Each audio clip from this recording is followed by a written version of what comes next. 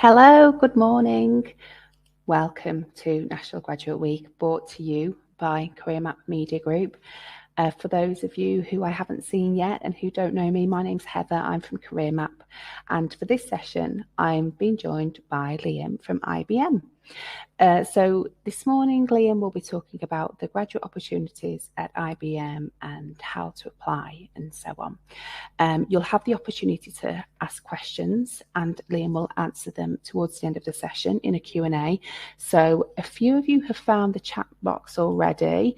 For those of you who haven't, it's on the right-hand side. You can input any questions in there, and we'll do like a Q&A session towards the end, at the end of Liam's presentation.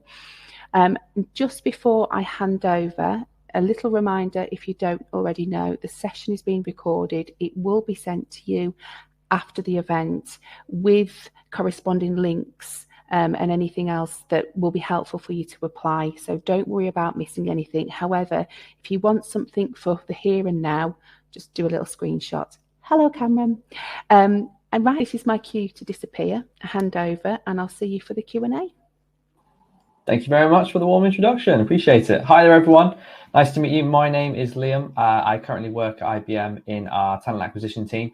So I'm going to do a little bit of a presentation for you today about graduate opportunities, a bit about IBM, and to let you know a little bit about myself as well, about my career, see if it resonates with any of you guys, and it also links with a lot of kind of the messages that I include in the presentation as well. So as I just said, here's a little bit of the agenda for today. So a little bit of a welcome, why IBM as well. I appreciate maybe some of you are looking at different employers as well for graduate opportunities. So I'm going to take some time to actually talk about what IBM does in a bit more detail, and then also give you some areas as well that may be of interest to you to go and research as well. Because we always like to see a little bit of research on any applications that we have for any of our roles. And then I'll go into like the nitty gritty stuff about the opportunities that we're going to have available, where to go to for these opportunities, and the best place to get notified when they go live so you don't miss them. So I've got some links to include as well when we get to that point. And then, as I said, we've got a Q&A session for the last 15 minutes as well. I'll probably keep all of your questions until the end, just because it's then easier and I make sure that I get all the content covered. But yeah, feel free, as we go along, feel free to put any questions in, and I might answer them along the way by accident anyway. So that's always worth doing as well.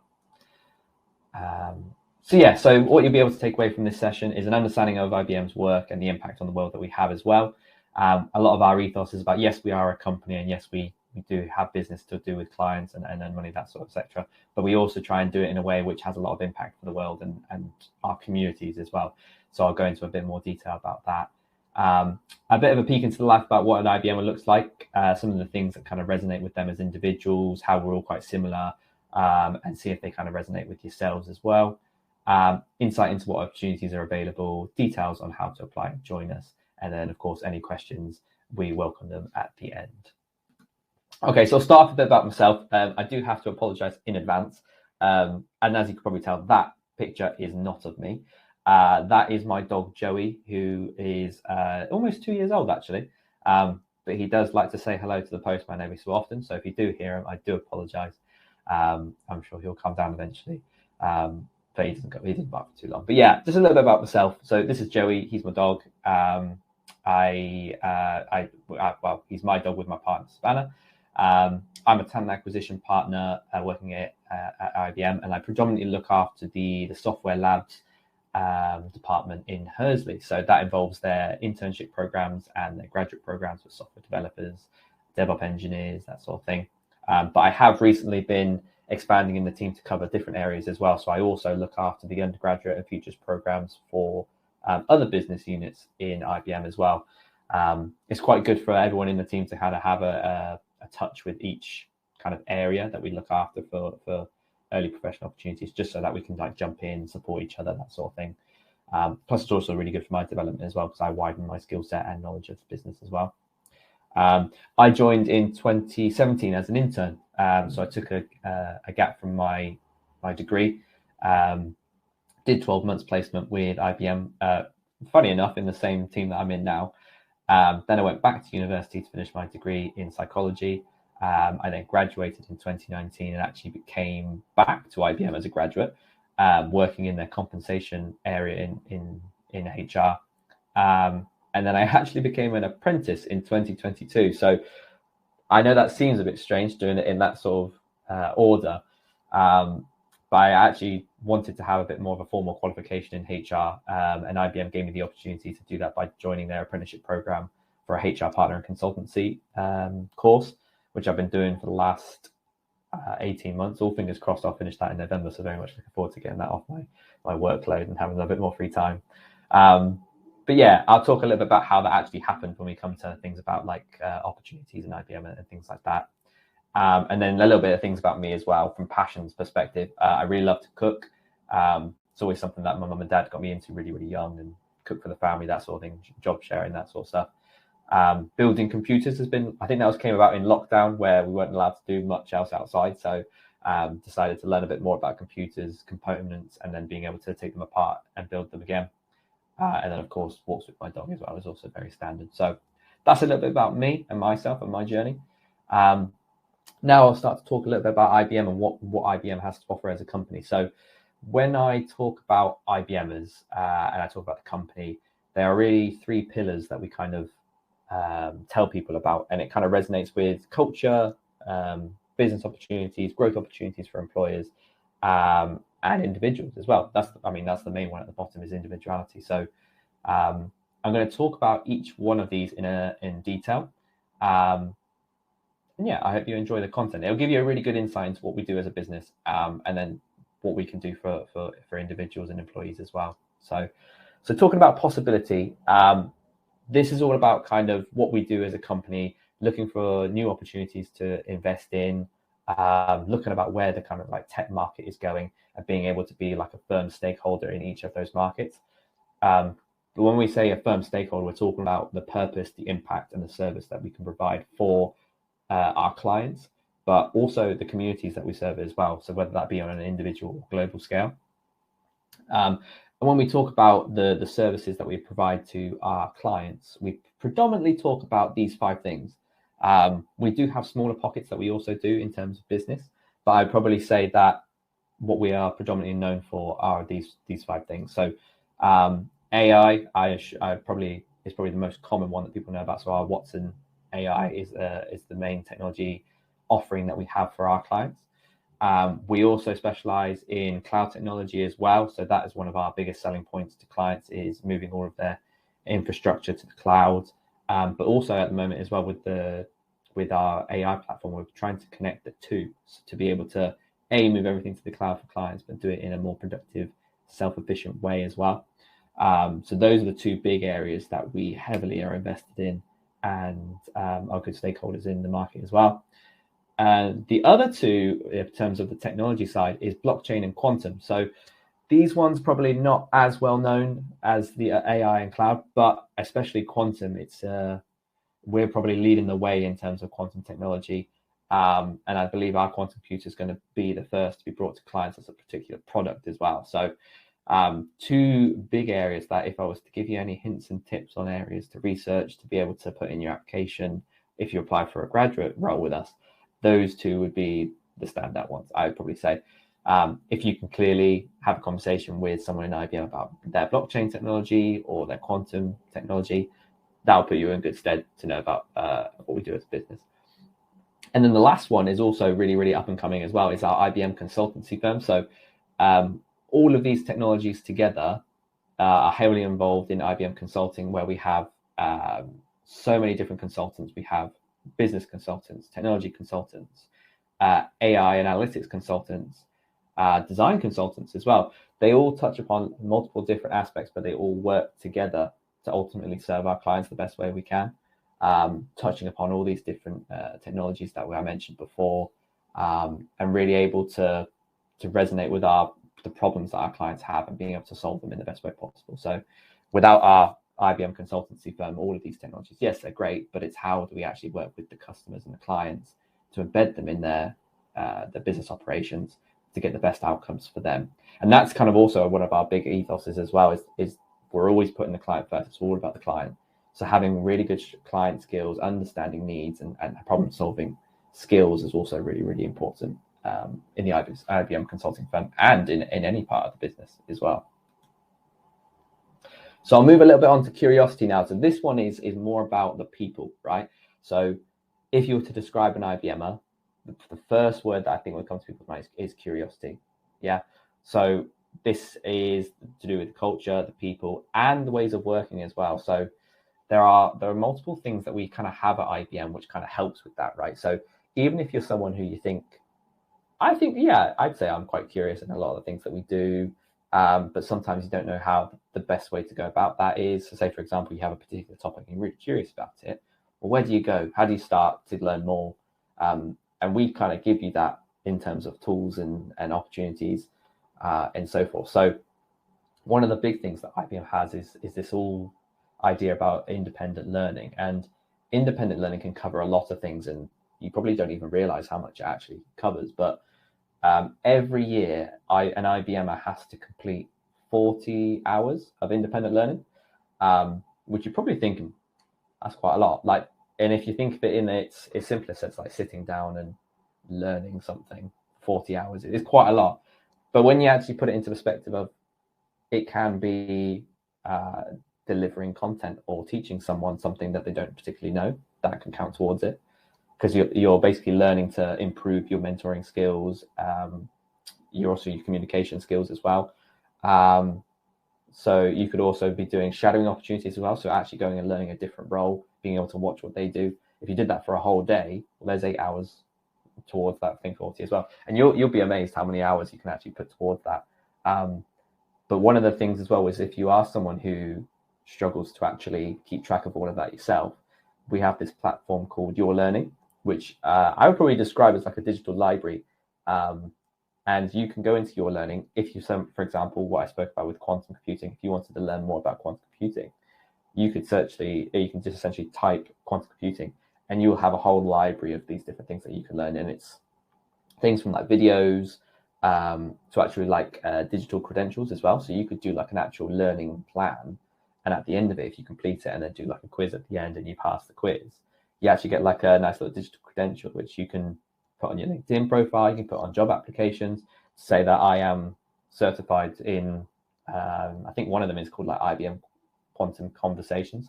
So you learn all the content about like IBM Q and things like that, and then demonstrate that you can have a conversation with someone and you get accredited for that. And all of that is automatically logged. So it goes towards, you think, 40. It goes onto your company page as well. And it always looks really, really good. So IBM gives that opportunity to all of its employees, and it's completely free to use as well. Your career and your guides at IBM as well is very, very similar. So we're also really big on like internal mobility.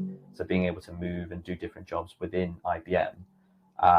And we have a platform specific designed for you to kind of make yourself known as like, I'm open to opportunities, especially opportunities in X, Y, and Z. And then we take that information at any time a vacancy like that becomes available. We send it to you and think, based on your preferences, you might be interested in this. Have you ever thought about this as your particular next move in your career?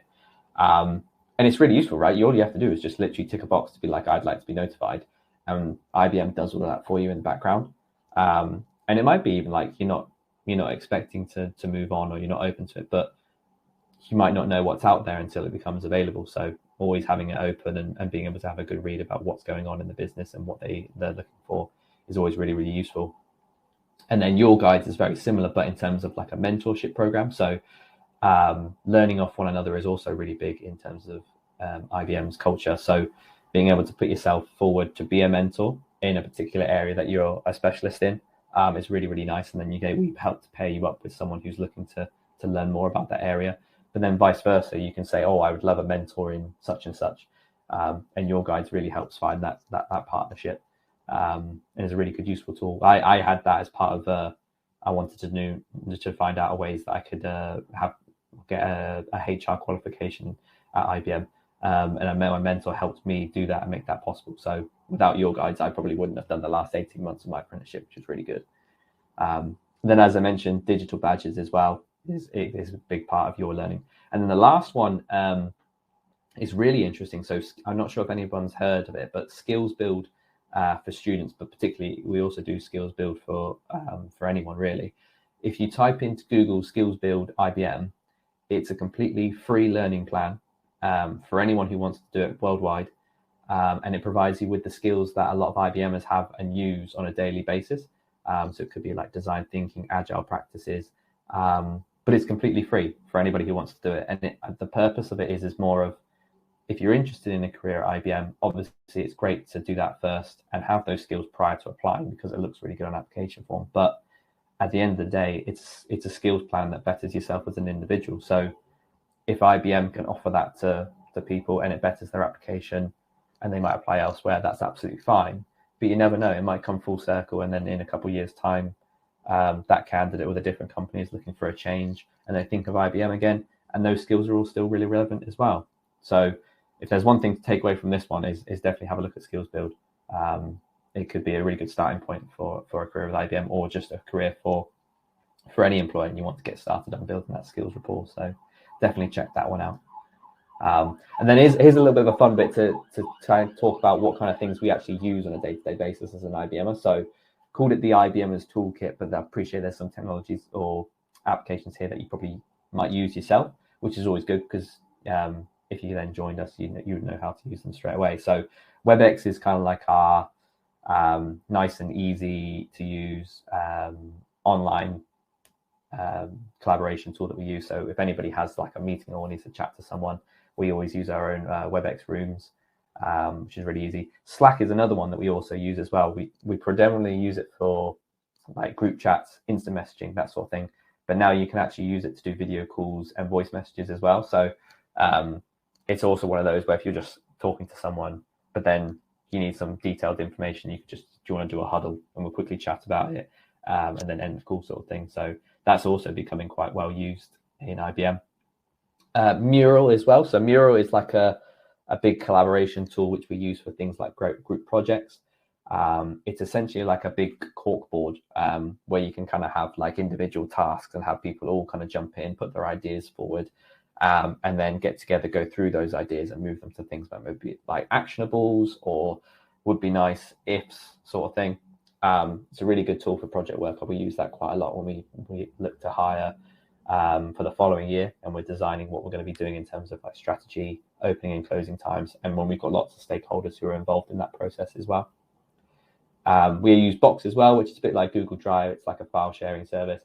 And then Trello as well, which Trello is a lifesaver for me for my apprenticeship, because there's so much going on, and it's a great way of being able to jot everything down in different kind of like silos. So you could have like, oh, this is what I need to be doing in weeks 2 to 3. This is what I need to be doing in module 4. This is what I need to be doing. And you can kind of make tiles, and you can kind of set dates for them once you want to add people to them if they need to get involved in certain tasks as well. And then you can kind of pick them up, move them into the different silos. And it's a very good way of keeping track of your progress for different things as well. So those are all kind of the main tools. We do have some other smaller ones as well, but I'd probably say that those are the main ones that we use at IBM.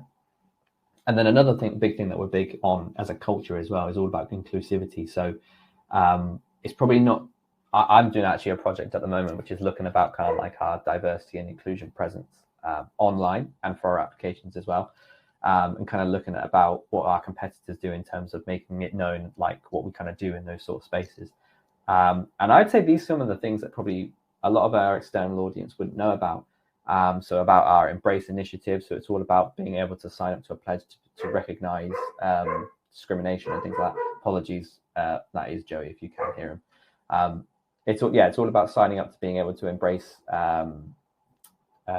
discrimination in the workplace, being a bystander, not being a bystander, and being able to put your hand up and say, look, no, that's definitely wrong and that's not what we should be doing. And there's a whole bunch of education around that which you can find on Your Learning. And very similar as well as the Be Equal campaign. So it's all about treating each other with the same level of respect, regardless of where they come from or what's their background, that sort of thing.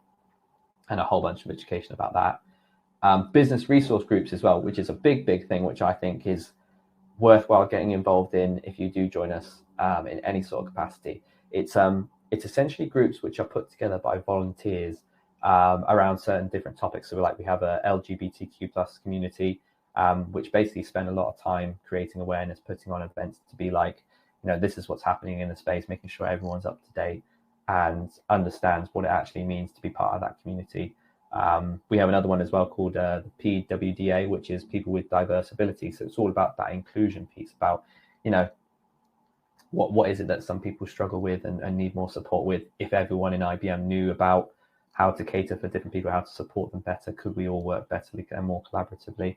And they're all put on by volunteers. So it's all people who have an added interest in those particular groups, but also want to make a difference in the IBM community and beyond as well. So they do things outside of the IBM workspace as well, and get involved in a lot of events there as well. I think that's like a big thing that we don't push enough, and I think it's always worthwhile our external market knowing it as well. So inclusion and diversity, really, really big on our agenda as well. And then last, but probably the most importantly as well, is individuality. So in essence, this is making sure that everyone who joins IBM feels themselves, can bring their whole selves to work, and they feel supported in their career as well. So this one, we're going to be talking about career progression, opportunity, and I know it's a bit fun, but adventure as well. So we do have some particular schemes which do feel like you're going on a bit of an adventure. So for example, the first one I'll start with is the IBM Service Corporation. So this is essentially a program that we run for IBMers to apply to, and there's a bit of like a screening process and an application process for it as well. But it's basically where you go on a bit like I think it's about 3 or 4 months sabbatical, where you don't do anything to do with your day job, but you are then form part of an IBM team who goes to a different country or a different community, and you really sit down with them to understand what it is they're struggling with on a day-to-day, monthly basis, and is there anything that this team of IBMers can do in the space of time that they've got to really make a difference. I had a colleague of mine who applied for one of the Service Corporation schemes. I think it was back in 2018, and he went to Mexico to learn all about their schooling infrastructure, how people have more access to schooling than others, how they can work to make sure that schooling is like an equal opportunity for everyone. He said it was just eye-opening, being able to actually, supported by IBM, to go and do something like this, which he had a passion in anyway. It's about schooling. I think he came from an education background as well. And being able to spend time with the kids in Mexico and being able to understand what it is that they would want to have more access to, and be able to make a difference in the space that they had there. It's really eye-opening. And like you say, you must think, oh, that must cost quite a bit of money to do that. But I think that's the difference between us and a lot of companies. It's that for us, it's that level of investment to make a difference in the world that makes ultimately a difference to us as well. So it's really, really good that IBM puts on events like that. Learning and networking events and volunteer opportunities as well. So we're really, really big on volunteering, and even if you don't notice that you do volunteering events, it's really good to be open about it, because we have a particular tool where you can log volunteering hours, and for every hour that you do as a volunteering opportunity, IBM matches a donation to a charity of your choice, which is really, really good, considering if you're already doing volunteer opportunities anyway, being able to get that monetary donation from IBM and put it towards either a charity that you already volunteer for or a completely different one. You're doing almost like 2 for the price of 1 sort of thing. It's really, really worth noting, and being able to contribute that way. Recognition programs as well is really good. That's really come on over the last couple of years, especially as I've been with IBM. Excuse me. One of the biggest recognition programs we've got is, I think it's called Blue Points. And it's essentially where IBMers can recognize IBMers for helping them with particular work, or helping them at a volunteering event, or just any sort of recognition at all. But you can award other IBMers Blue Points, which is kind of like an IBM currency, which they can then collate with other ones across the year, and save it and put it towards something that they actually want to buy for themselves. So yes, we might get like little bits here and there, but if you save that recognition and wait, you can actually get something really, really meaningful for it. It's almost like well done to myself for being able to support colleagues, be recognized for that. I know a colleague who bought an Apple Watch with theirs. They saved it up over the course of a year. And there's some really good stuff in there as well. And I think even if there isn't anything in there that you do want, you can always trade them for Amazon vouchers as well. And if there's anything on Amazon that you want to get, I know a lot of my colleagues do that. They usually get the odd voucher here and there, and it helps with certain things that they need to buy for the house, or for themselves. So it's always nice to know that kind of things like that can be covered if you really support your colleagues and get recognised for that. Wellness resource groups and resilience toolkits as well. So a lot in our office spaces as well, we have a place which is dedicated for people who just need a timeout, something like that. It's places where like laptops are banned, phones are banned, you cannot take any of them in these areas. The one in our Hursley office is really, really good because they have like a dark room. So if you just need to literally, I know some people say, oh God, that was so intense, I just need to sit in a dark room for 10 minutes. There is something like that in our sites. You can spend, a good time there just to recoup yourself, because we appreciate like full-time jobs, they could be stressful, they're going to have highs and lows, but having the support there to deal with the stressful times as well and have a timeout is really useful. Cool. So I've spoken a little bit about IBM and what is it we actually do and what we do for our employees. What I'm now going to do is take a little bit of time to talk you through the opportunities that we have at IBM and where you can go to make sure that you find them and can apply for them if they are of interest to you. So I mentioned at the start that we have IBM Consulting. IBM Consulting actually have a really big graduate program as well. They hire multiple different consultants from business, technology, design, strategic analytics and AI as well. And these are predominantly based in our London office, but can also be based in our Manchester office as well. They're kind of like our two consulting hubs. We have one slightly in the north and then one down in London as well. These are probably our biggest areas in terms of graduate hiring. But on the flip side of that, we also do a lot of graduate hiring in the software labs as well. So as I mentioned at the start, this is the area that I predominantly look after for interns and graduates. They are mostly based in IBM Hursley, which is just near Winchester, down in the south. The reason why we say that is because that's where our labs are, essentially. So if you want to get a really good software developer role, you want to be based at IBM Hursley, because that's where we have all the technology that you can be involved with. That's where we have the wealth of knowledge of different people there as well. Really senior leaders are based there, and you see them every day walking around the site. And it's a kind of a nice campus feel as well. There's multiple different. There's like a canteen, a gym. There's the wellness center that I mentioned about as well, which is really good to check out. So it's got everything you kind of need on site. But yeah, it's where you get the most out of your career if you're looking at software development opportunities. And then as well, just in case there's people who are also interested for university placements as well, if that's something that's part of your course, we do 12 months placements as well in business, design, technology, software developer, HR and marketing. So it's very much similar to what we offer from the graduate side, but we have HR and marketing placements as well. Okay. And if you go to ibm.com/jobs/UK, that's the best place to go and look for the opportunities, and you can search them on there really easy. They'll be called these things as well. So if you're interested in business consultants, just type that in, or even type in just graduate, and it'll come up with all the graduate opportunities as well. One of the things that I am going to do is I'm just going to post in the chat as well is a link that might be useful for everyone else. So you might be thinking, oh, well, when do they go live? And do I always have to keep checking them on this website? You don't actually have to always check them on this website. Apologies, I'm just going to... Sorry, I could feel that coming for a little while. And I was just like, oh, is it going to come or is it going to not? But yeah, the link that I posted in the chat is a form that you can complete. And it literally says, what kind of opportunities are you interested in? You can fill in your name, your email address, and then tick the boxes for the different opportunities that you want to be notified about. So you don't have to pick one. You can pick more than one, depending on what you're interested in. And then when they become available, what we do is we go and have a little look in this database and be like, okay, yep, we've got all these different candidates who want to be notified when business consultancy goes live.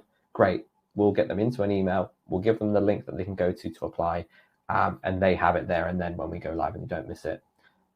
We push this a lot, mainly because we don't stay open, or we don't keep our roles open for very long. Usually because of demand, we usually keep them open for about a week or so. So if you sign up via here, you'll get it the first day that it opens, and in that email, it'll probably tell you when it closes as well. So you know your time frame, how you can get an application in, and don't miss the opportunity as well. Because once they're closed, they're closed. We can't reopen them. Even if you were like, yep, I only missed it by an hour, I'm really sorry. Unfortunately, we can't open it again because we just have so many to go through. And if we do it for one, we'd have to keep it open for everyone else as well. So that link's probably the best link to have to be notified of when they go live. One of the things that we're really proud about as well is that we've won Target Jobs Graduate Employer of the Year for the last 5 years in a row. We were gobsmacked when we won it in 2018, but then winning it every year after that as well has been mind-blowing. And a lot of these awards as well are given because of the recommendations that we get from people who are on those courses as well. So it's not someone hasn't come in and wanted to learn about how we do graduate recruiting or what's our schemes like. It's purely based on how many people at IBM who are a part of a graduate scheme have actually recommended IBM and their graduate scheme. And a lot of our graduates just love the scheme that we have in terms of career opportunities, development, places clients that they can work with and the places that they go. They say that it's such an enriching role that they would highly recommend it to anyone, especially for someone who is looking to get their career off the ground as well. So as I said, we offer graduate roles in consulting, design, software development, and technology as well. I think this is one of the important things as well, is a lot of people get confused about is the graduate scheme that we offer is a 2-year scheme, but that doesn't mean that after the 2 years you then leave the company. You are a permanent employee, and you will not be leaving, well, unless you want to, obviously, but we don't keep it like that. But yeah, you are a permanent employee. So it basically means that for the first 2 years that you join us, you are part of a graduate scheme where you get all these development opportunities, you get support from our graduate teams to be able to work with you and your task manager in your day job about getting the best out of it and getting the best exposure to different roles as well. But you just have those for the first 2 years, and then afterwards you just become permanent regular employee, either in the same area that you're working in for those 2 years, or if you fancy a change, we'll work with you to kind of find that next step as well. I think that's probably the best thing that you get from the graduate scheme is that support level. Salaries start at £32,000 as well, so that'll be across all the different graduate schemes. It's a standard salary. And again, if you want to register your interest online, there's a link there as well which you can follow and sign up so you get notified as soon as they go live. And because you're here today, I think it's worth noting that these are some of the competencies that we look at throughout the whole of the application process. So the moment that you apply, I'll go through actually a little bit about the different activities that you do along the way. But being able to show and demonstrate these different competencies is really, really crucial, because essentially that's what you'll be assessed on at each stage. So we've got courageousness. So this is all about being able to stand up and contribute, not shying away from opportunities, thinking, oh, I've got an idea, I want to make myself heard.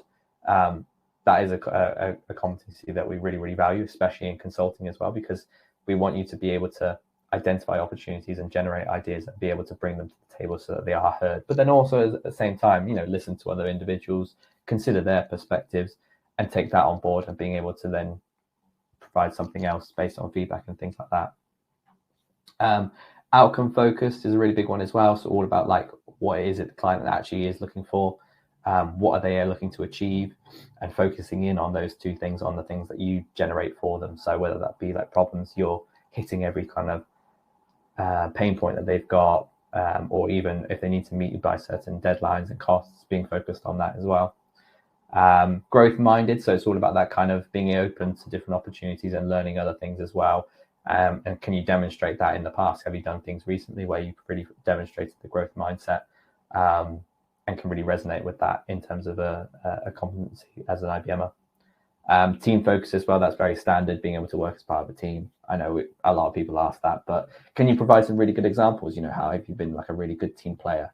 I think the more examples that you can provide for each of them is also really good as well. It just shows that you're constantly a team player or constantly courageous as well. Passion for the business. So why is it that you want to apply for IBM? We appreciate you probably looking at other employers as well, but is there something specific about IBM that stands out for you? Is there something that's actually quite close to your heart? Like, is there a particular technology or something that you've done previously with IBM that really made you want to apply for us as a company? That's something which is, I think I would say, that is a real focus area for people, is as we see a lot of people, they don't really have that passion for IBM. So being able to hit that and really figure out why it is IBM that you want to apply for, is a really good way to stand out. Technical skill as well. I think it's good to have an understanding of especially our technology offerings as well, because you never really know what kind of things you could be involved in. I mean, even myself being based in HR, having an understanding of what IBM actually does in the different technologies is really, really crucial, because if you can't understand where the business are looking to go in a particular direction, but you are also expected to support the business in HR, especially in my role, which is recruiting, it can be hard. So being able to have a good understanding of that can really, really help you in your role. And I think IBM does a really good job of supporting that as well, right? So we recently had a new technology being released for our AI platform, which is Watson X. And as a way of making sure that every kind of IBMer has an involvement and an understanding of Watson X, they put on a Watson X challenge where they asked you to kind of like form teams and pick a particular topic that you're interested in. And you had to kind of go away, understand the technology and Watson X, and how you could generate ideas and how they could help that particular topic. And it was quite like a hands-on kind of competition, because you actually got to experience the technology firsthand, as if you were like the client and you were using Watson X for something that you were using for part of your business. And for someone who was really not technical, there was quite a lot of technical elements to it. But if I didn't do it, I probably wouldn't have understood those technical elements if someone was just talking to me about it. So being able to learn with the hands-on experience was really, really useful. And it was all facilitated by IBM as well. Being innovative and having effective communication, I think they're also pretty standard as well. So IBM's really big on innovation. We, up until recently, had the biggest record for the consecutive number of years that we had the most amount of patents registered in the US. I think it was something like 30 something years, but as of last year, there was a company who had actually beaten us in terms of the number of most registered patents. So it's big on our agenda. And being able to innovate, not necessarily in terms of patents, but being able to go in, have a fresh pair of eyes and be like, I don't know why we do things like this. Can we do this slightly differently? How about we do this, this, and this? Because we appreciate fresh set of eyes are always good for everything. You know, they see things that people who have been doing that particular job or particular process for so long have just become oblivious on how to do things better. So fresh eyes are a really, really good, a good perspective to have on innovation. But I'd say most importantly, out of all of that sort of competency-based stuff, definitely be yourself, right? So we don't want you to come and be someone that you're not. When you come to our different levels of assessment, you probably will be found out. So you might as well just be yourself. But we also want to see, you know, the differences between people. So what is it that interests you? Is there things that we could offer you as an employer that really interests you? Because at the end of the day, this is going to be the start of your career. You want it to be enjoyable. You know, if you're going to be working for the next 40, 50 years, you want to enjoy it. You don't want to waste those years away. So be yourself, include things on your application form or any interviews that you go to that really make you stand out, because we want to see that side to you as well. You know, we have people who are interested in all sorts of different things, and we're not looking for someone who's interested in the same things. We want to be diverse. We want to be inclusive of all these different things that you bring to the table as well. Okay.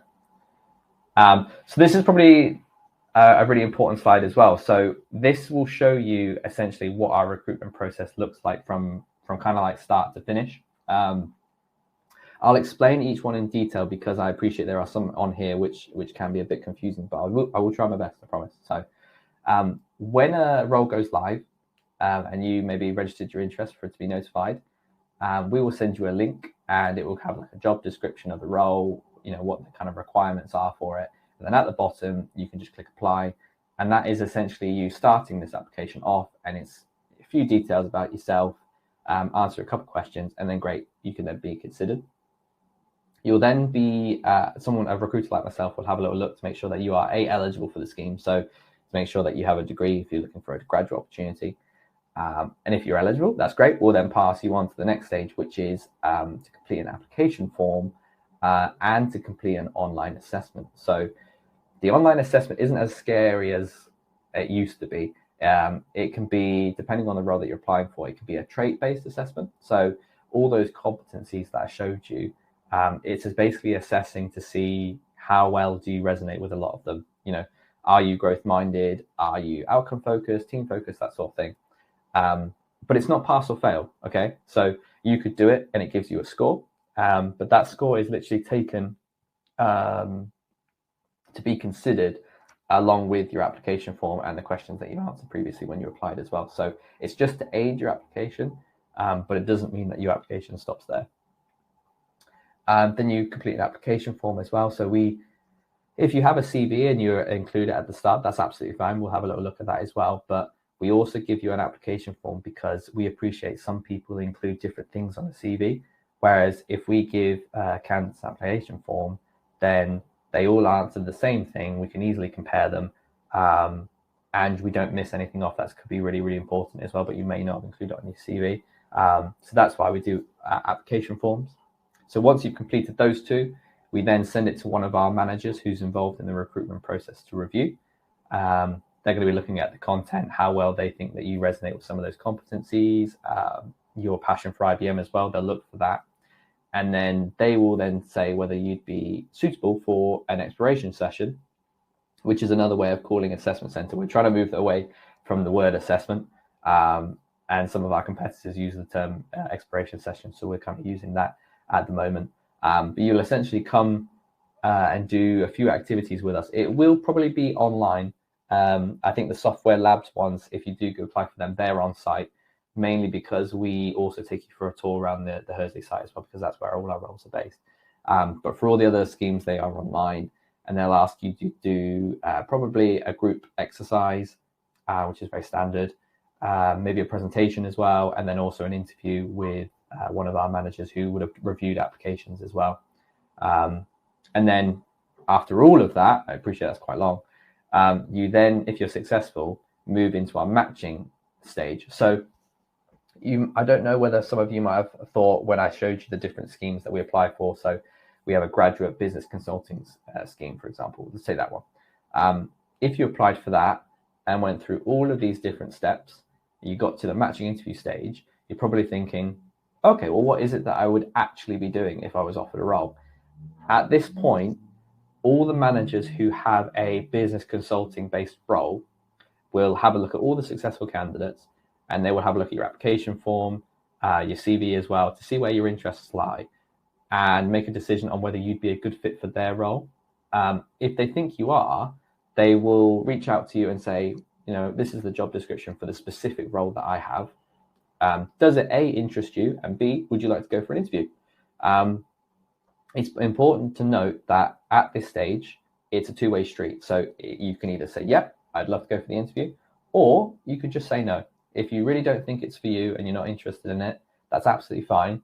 You can just say no, and what we'll do is we'll just keep you in matching, and other managers can select you for an interview as well. I always say, at least go for the interview, because some job descriptions are better than others. Some go into more detail, some don't. But you won't really get a feel for A, the role, and B, the team and the manager until you actually speak to them on like an online interview. And then after you've done that interview, it's the same thing, right? So you can ask them, or you can say to them, no, I'm really not interested, but thank you very much for your time. Or you can be like, yeah, no, I'm still interested. But the manager can do the same as well. So they can either say yes or no. And obviously if they say yes, at that point, we'll send you an offer for that particular role that you interviewed for. And we'll keep you in matching up until the point you either accept an offer with us, or you tell us that you're no longer interested, you found an opportunity elsewhere maybe, and would like to withdraw your application. And then we'll close it out. But we'll keep you in matching, and we'll always notify you if any manager chooses you for an interview up until those 2 points. Okay, so I hope I've explained the matching process pretty well.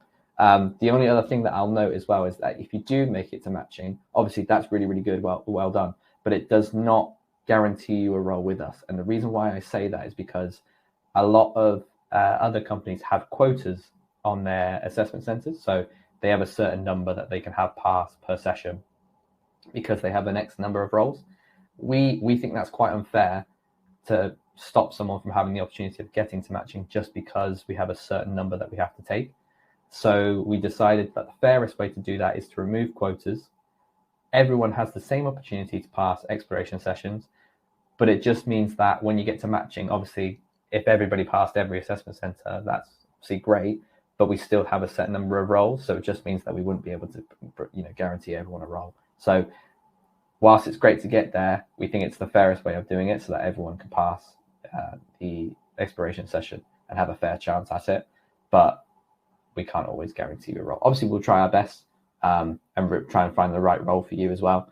But sometimes it just doesn't happen. But we'll always keep you updated. And if you ever have a question about where your application is, just feel free to email us and we'll always let you know. Okay. So I am coming to the end of my content. These are some of the links that you might find really useful. So again, the big one at the top is all about you can find our job opportunities. The register your interest as well is in the chat. But then as well, if you're really interested in what it is like to be like an IBMer, go to a lot of our social medias as well. We've got some really good content there. I would particularly point you in the direction of the YouTube channel that we've got, Life at IBM.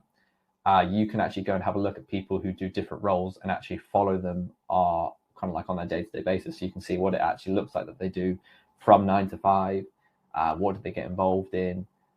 It's a really, really good way of giving you like a real insight into a life as an IBMer. Hence the title of the YouTube channel. So I definitely point you in that direction. And Skills Build as well, great place to start if you're looking to get some skills for an IBM career, but also they're all really relevant for careers with other employers as well. So it's a great place to start. So with that, I will now open the floor to any questions and I'll try my best to answer them as best as possible. Well, we've got quite a few. So I've just had a quick tot up. We've got about 15 and we've got 15 minutes. So that should give us a good gauge. It's a good target. Right then. So the first question that came actually was quite specific. It was around whether you sponsor a tier 2 visa. I'll ask that first, actually. Yes. Does IBM sponsor a tier 2 visa? I don't know about tier 2, but I think the tier 4 we do. So it's an interesting topic. So tier 4 visas, we definitely strongly to apply. If you really do want to apply for a role with us, there's nothing stopping you from doing that. Perfectly fine. What we do say is when you apply, it's a business expense that the business have to cover. So not every part of the business has budget to do that, but some do. So that's why we say if you're on a tier 4 visa and you're interested in an opportunity with us, definitely apply. But we just will be open with you to say that it's down to the business and the individual roles to make sure that they are funding to do so. If they are, great, that's absolutely no problem. We have a great process involved for doing that. We have a third-party team called Fragment. They're really, really useful and really helpful in terms of keeping you up to date with your application, making sure that it's all going through fine prior to your start date. But it is something that we just have to mention is that it is a business expense and it's down to the business to be able to fund that as well. Okay, wonderful. That's helpful to know. Another question was, I finished my master's degree in 2022. Do I still qualify for the graduate scheme? Short answer, yes. I believe we look at people who have graduated up until 3 years after is considered as a graduate.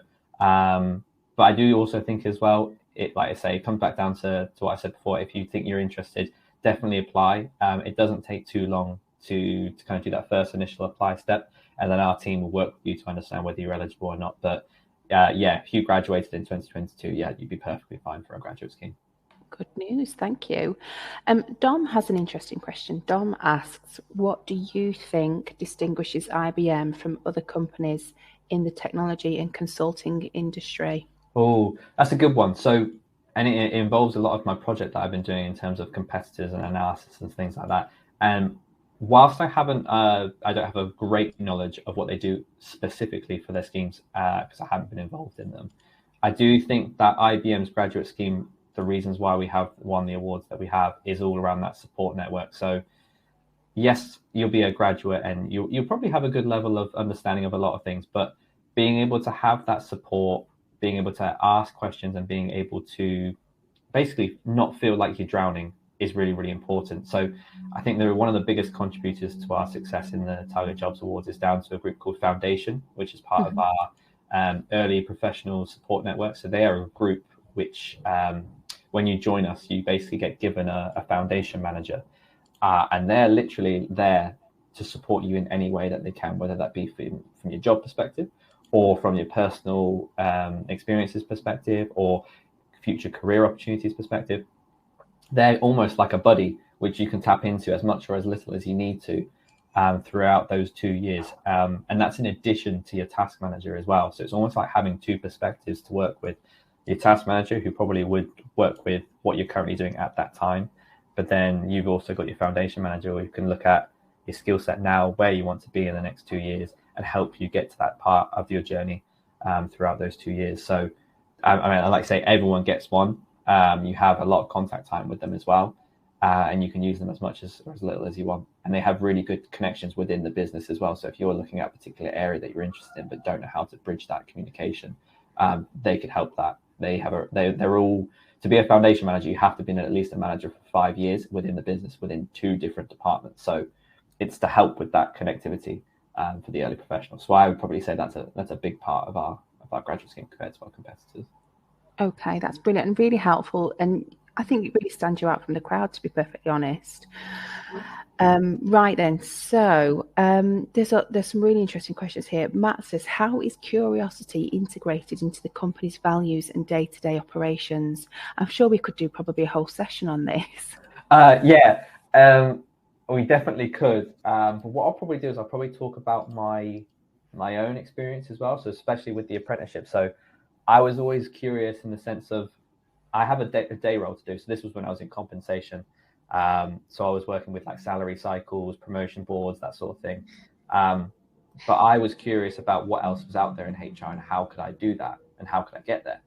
And my manager, albeit knew that I could do the job fine, he was supportive of that because it was within IBM's interest. So he went away, actually reached out to Foundation. So again, this links back to why we kind of stand out with this foundation group that we've got. He reached out to them and they knew exactly how to get me on an apprenticeship scheme so that my curious nature could be tapped into. Because if I've got the passion to do 18 months of learning on top of what I'm currently doing, at the end of the day, IBM is going to be winning with that. So if I've got the drive, they're obviously going to want to facilitate that, which is obviously really, really good in your self-development perspective. So having that curious mindset, as long as you do the right thing and telling the right people that you're curious about something, they will help you get to where you need to be. And ultimately IBM wins from that because they've now got someone like myself who's got a compensation experience, but then 18 months of a HR qualification under my belt, and hopefully finish it off and sign it off in November. And then they can get that experience from me to move on to a different role, or if something comes available and they really need someone to step in and be able to help with that, they know that I've got the experience and the curiosity to tap into. So it's worth knowing, but make it sure that it's worth telling as many people as possible as well, so that it could kind of spread.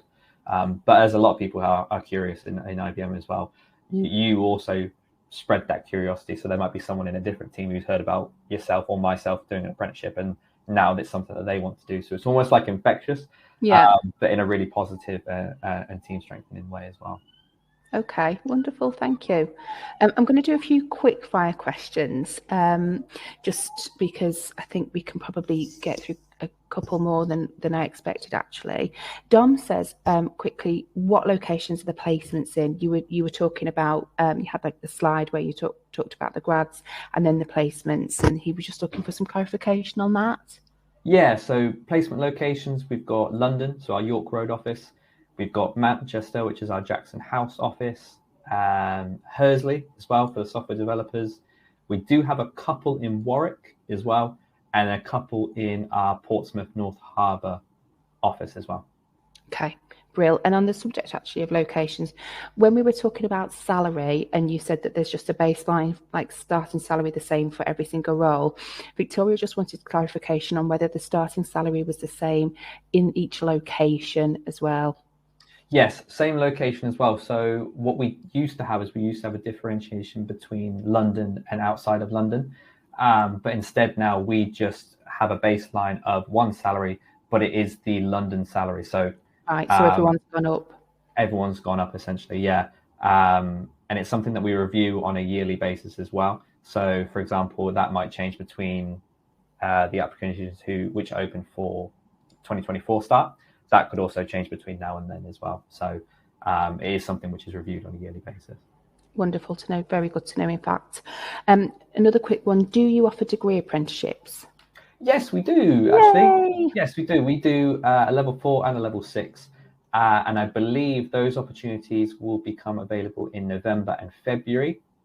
So November this year and February of next year. But another one as well, if you go to that yellow link and click on it, you can register your interest for degree apprenticeships as well. And they'll be notifying you when they go live.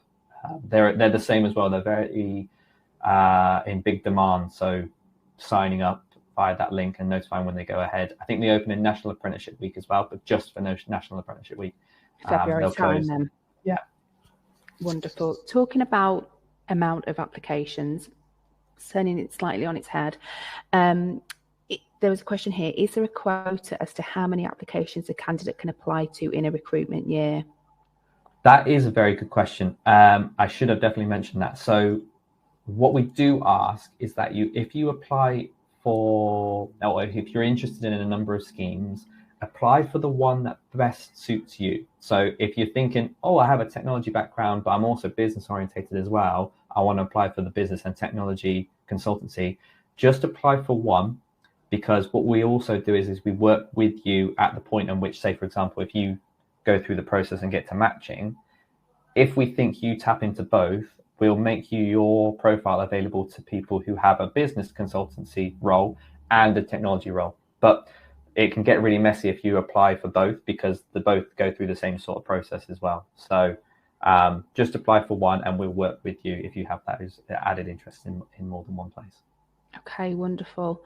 There's just been a question from Joy just on the subject of the URL. She's just said, how do I apply / show interest? Because she's visited the website and they can't find any information on the graduate scheme. Is that because it's not live yet?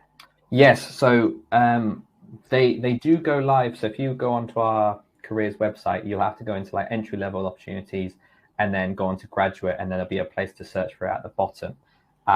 But the yellow link that I posted is a great way of, like you say, I sound like a broken record. I keep saying, like, you pick the opportunities and we'll notify you on them as well. And I'm just going to post one in the chat as well, which is an opportunity which is open at the moment. So it's for our strategic analytics and AI consultancy roles. That one is closing tomorrow. So I put the link in the chat, which takes you straight to the job post. You can have a good little read of the job description. And then there's an apply button at the end as well. But yeah, say for example, if you would have registered your interest to be notified of when that opportunity goes live, we would send you an email with that exact link, so it takes you straight to where you need to go to. Okay, wonderful. We have had some very specific questions, to be honest with you, which I feel like we could probably take, it would take more time than we've got. So, for example, there's been a question around what are the key skills and qualifications required for a career in AI and machine learning. I think that probably this individual could do with actually speaking to somebody. I have put that page back up, which is the connected page, with some of these questions that we might not get through in the rest of this session. Are people able to contact any of these links and ask questions to anybody at IBM? One of the best things to do is, what I'll probably do is I'll just grab my LinkedIn and put it in the chat as well. If anybody wants to send me a message, we've got like a repository of email addresses, which are like grouped email addresses, but they're for the different schemes. So like we have like a software development graduate one, we have an intern graduate one. If you have certain questions, I can then forward you the right email to best send them. Basically, it basically puts you in the right direction, because sometimes you can reach out to one of these and they're managed by a global team and they might not necessarily have that information. But I could probably point you in the right direction. Yeah. Right. Okay. So you've just popped your profile in there, which is great. I'll go through a couple more then. We'll overrun slightly. Are you going to be okay for time? Yeah. No, actually, I'm good until about 12:15. Okay, that's fine. So I think there were quite a few questions around what the onboarding process and the interview process looks like. We spoke a lot about application, but can you just, because it would actually answer quite a number of questions in one, can you just give us an insight into what the onboarding process looks, well, actually, no, the interview might look like, and then the onboarding process? Yeah, so I think a lot of people might be happy to hear that our interview process is very formally informal, if that makes sense. So what we say is that it's not a grilling test, or we're putting you under a lot of pressure to see how you react under pressure, that sort of thing. We don't do it like that. For nearly all of our roles, it's all about having a conversation about what it is that you actually want as part of a career, so that we can do the best job possible to match you to something like that. When you go through all of the different stages, that's basically us saying, like, when you get to matching, you're more than capable of doing a job with us. That there's no doubt in that. The matching process is essentially what it is about matching you to the best role possible for you, but then also IBM matching the best candidate for their role. So it's like that two-way street. But yeah, it's really kind of informal. They'll basically like say a little bit about themselves. Tell me something I wouldn't know about you from not reading your application form. All really chill. They might have one-on-one interviews just to kind of get to know you a bit more. Then they might go away, speak to more people in the team, and then they might ask you for a second follow-up interview, so that other members in the team who you could potentially be working with can also have that connection with you. But it's also a real good opportunity for you to ask questions as well. Like you say, we want to find the best role for you, so ask us questions. If you're interested in a particular area, we can tell you a bit more if we do stuff on that. Is there things you can get involved with X, Y, and Z? So that's why I always say definitely go for the interview, because you never know what might turn up actually. Yeah, and it wouldn't be covered on the job description because there's no ability to ask questions back and forth. So yeah, that's really a good resource to have. And then the onboarding is very similar as well. So if you do get offered a role to us and you accept, that's great. Appreciate some of the start dates could be like well in advance, especially if you apply now. It'll be for after you graduated in the following year. But what we do is we get you involved in like a group opportunity, which is like a Slack channel, so that you can start connecting with all the others who'd be on the same start date as you, but also as well, like the managers you'd be working with. If there's any questions you have about relocation, put it in this Slack channel, because we can then answer it, but then others can also see the questions and answers as well, and they can get the same sort of level of information. And it's I do it for my software developers, and they're always really, really appreciative of it, because obviously Winchester, not a lot of people would live around there and have to move there, so knowing which areas around would be the best to relocate to is always really good, and is a big stress point for them. So being able to help with that is also really beneficial. Well, you've just answered my next question actually, which was from Victoria, and Victoria asked whether there are opportunities to meet with other employees before they join. So that's brilliant. Done 2 in 1 there. Amy asked, how does IBM measure and assess the employee experience and engagement within its culture? Well, you've asked the right person, because I think if you were to ask someone else in a different organization in IBM, they'd probably struggle with that one. But we actually have just finished what we do on a yearly basis, which is the IBM Employee Engagement Survey. So every year, globally, every IBMer has the opportunity to contribute to multiple different metrics that go on in their job. And it then gets taken up into like a reporting structure as well. So, for example, it touches on things like, to do with workload and what's your job like? Do you feel supported? And then there's a huge piece on like management support. There's a huge piece on like leadership, and if people are very clear on direction within your organization. And then a place for like, what is it that you actually enjoy about IBM? What is it you don't enjoy about IBM? And then free text fields and things like that. So you get to have your say. And this basically then gets all submitted on the same day. They do a lot of analyzing and then give individual reporting lines access to what was the feedback for your area. And then they then set up a call and they can go through all of this feedback. So it's like, oh, this was a big area that was of a concern for the majority of our IBMers. So everyone on this call might have a particular interest in this. And then they can go about, what we're going to do and take this feedback on, what we're going to do for the next 3-6 months. So you really feel like, yes, okay, everyone in the whole company has this opportunity, but once all the data comes back and you actually feel like your leaders are actually sitting down, reading them, and then actually thinking of actionables to take for the next few months afterwards, it's really impactful, especially if, like you say, there are things that you feel really strongly about. There are definitely things that we can do to kind of help with that. And that's just one piece that we have. So we have like employee assistance programs as well. So if there's something going on right here, right now, which you just need to express and have someone know about, we have something like that where you can reach out to someone, and within a day that you're already speaking on the phone, WebEx, that sort of thing, to express your concerns.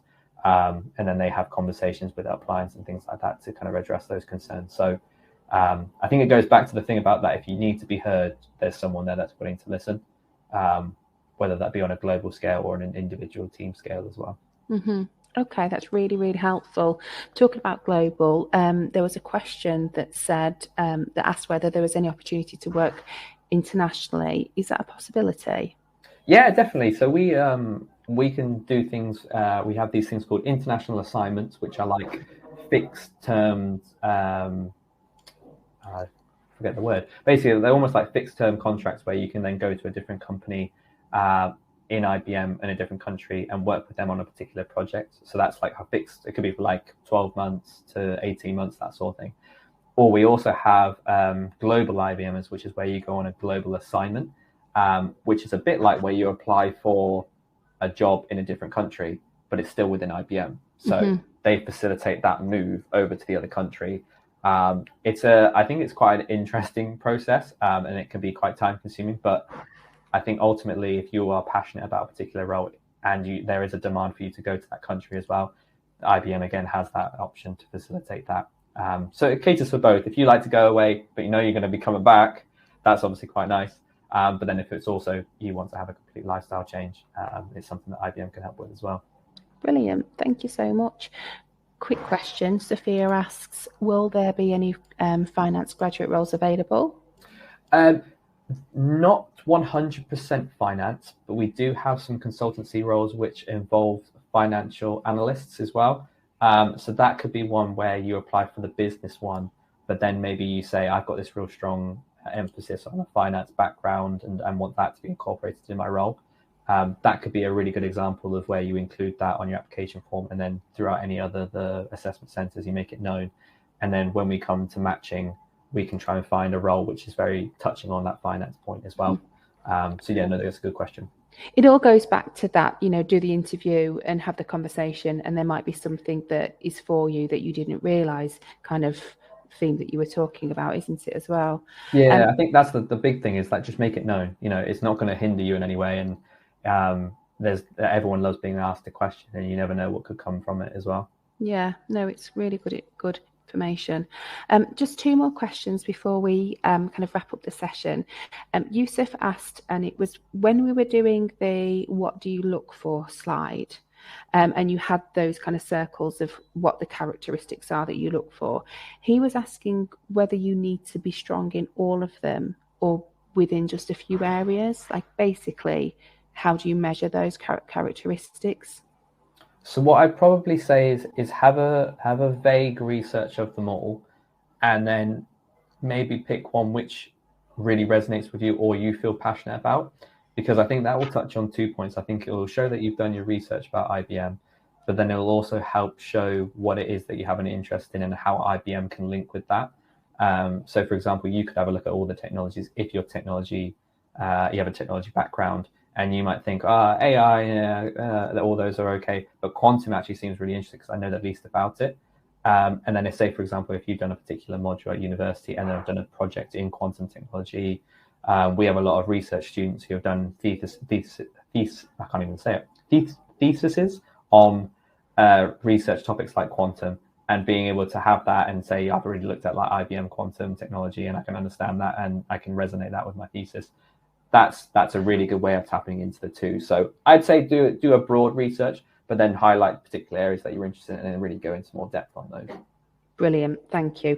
There's just been another quick message that we'll just ask now while it's here.